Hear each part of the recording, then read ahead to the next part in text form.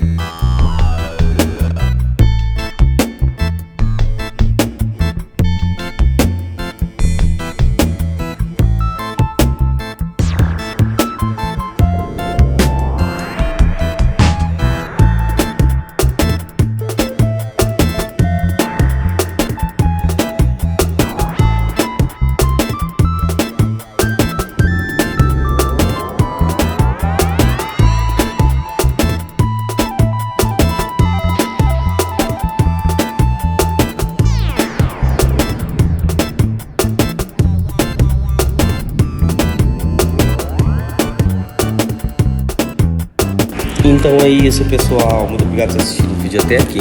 Comenta aí embaixo o que você achou do vídeo. Ativa o sininho para ficar por dentro das atualizações. Assiste os vídeos que estão aparecendo para você no carro. E valeu. Tchau. Fui.